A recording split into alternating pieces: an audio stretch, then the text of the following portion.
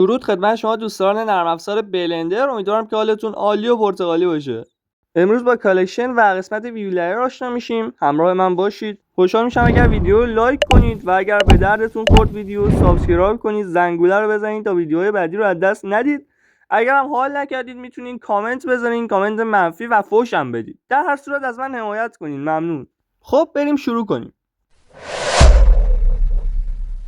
خب دوستان، برای شروع من چند تا شکل اضافه کردم که خب 6 تاست و من با همون 3 تا شکلم میتونستم، ولی خب دوست داشتم 6 تا شکل بیارم. این شکل های ما دقیقاً توی این قسمت در پنل ما هستش. اینا همه اون آبجکت هاییه که ما توی صفحه داریم.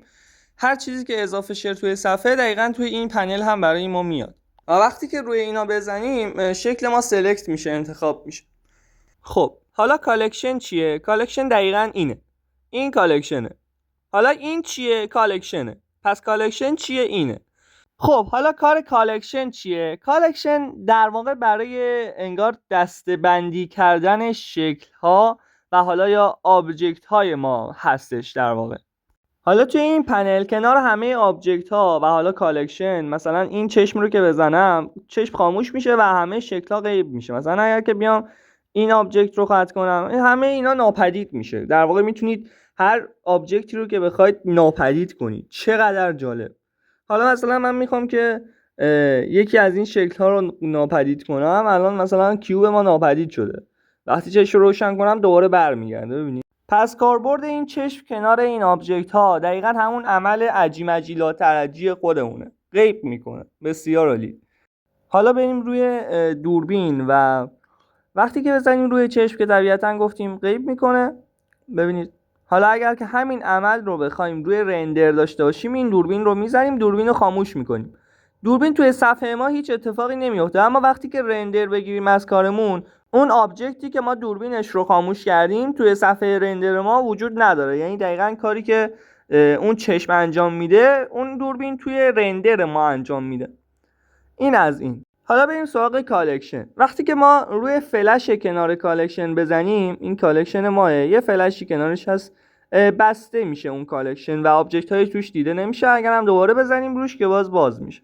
حالا اگر که بخوایم یک دونه کالکشن جدید باز کنیم، کلیک راست میکنیم و میزنیم روی همین گزینه.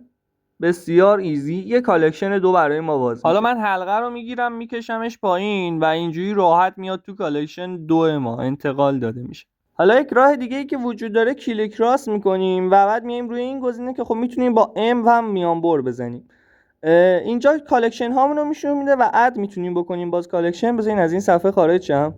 خب حالا اگر حوصله داشته باشم میتونم کلیک راست کنم و این گزینه رو بزنم. اگرم نداشته باشم که ام رو میزنم به همین راحتی پنل کالکشن برام باز میشه. نیو کالکشن رو داریم و کالکشن 1 و 2 که خودمون ساختیمشون و الان در صفحه هستن. و حالا اگر که بخوام وقتی که کالکشنی رو میسازم یک شکلم انتقال بدم توی اون، مثلا این شکل رو انتخاب میکنم و کلیک راست میکنم، میزنم روی گزینه و حالا میخوام که یه دونه نیو کالکشن اضافه کنم. وقتی که نیو کالکشن رو بزنم ازم میخواد که اسم انتخاب کنم. اسم رو که بذارم مثلا میذارمش 3 که کالکشن 3 مون هستش. وقتی که بسازمش همونطور که میبینین اون شکلمون هم داخلش رفته. حالا میام رو کالکشن رو دو بار میزنم روش، کلیک چپ میکنم دوبار روش و میتونم اسمش رو تغییر بدم. اسمش رو میذارم 2.